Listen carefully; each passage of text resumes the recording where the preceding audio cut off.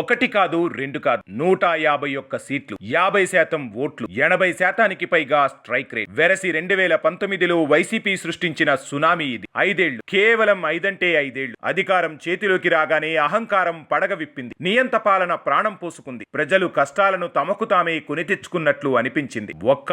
ఒకే ఒక్క ఛాన్స్ అడిగాడని నమ్మి తెల్లవార్లు క్యూలైన్ లో నిలబడి మరీ ఓట్లు వేసిన ప్రజలు ఒక్కసారిగా రూపం మార్చుకున్న జగన్ను చూసి అవాక్కయ్యారు. వైసీపీ ప్రభుత్వంపై ప్రజల్లో విరక్తి పెరగడానికి ప్రధాన కారణం అధికార దుర్వినియోగం చేసి ప్రత్యర్థులు ఇతరులపై రెచ్చిపోయిన ఆ పార్టీ నేతలు. వైసీపీ ఓడిపోయిన వెంటనే ఆ పార్టీని ప్రజల్లో ఒక అరాచక పార్టీగా గుర్తింపు తెచ్చిన కొందరు నేతల గురించి మాత్రం ప్రజలు పదే పదే గుర్తు చేసుకుంటూ వాళ్లకు తగిన శిక్షలు పడాలని ఆలోచన చేస్తున్నారు. అరాచకత్వం, అధికార మదంతో వారు చేసిన అతి కారణంగానే వైసీపీ ఓడిపోయిందన్నది వాళ్ల భావన. అలాంటి వారిలో తాజాగా కటకటాల పాలైన వల్లభనేని వంశీ ఒకరు. అంత జరిగినా, అంత డ్యామేజ్ అయినా కూడా వైసీపీ పార్టీ ఇప్పటికీ వంశీకి మద్దతుగా నిలవడం విశేషం. జగన్ వంశీని జైల్లో కలవాలి అనుకోవడం నిజంగా ఆ పార్టీ ఎలాంటి సిద్ధాంతాలను పాటిస్తుందో అర్థం చేసుకోవచ్చు. ఒక పక్క ప్రజల నుంచి వారికి కనీస సానుభూతి రావడం లేదని తెలిసి కూడా వైసీపీ పార్టీ అధినేత, ఆ పార్టీ సపోర్టర్ అరాచకానికి మద్దతు పలకడం చూస్తూ ఉంటే ఆ పార్టీ భవిష్యత్తుపై నీలినీడలు కమ్ముకున్నట్లే లెక్క. అదీ కాక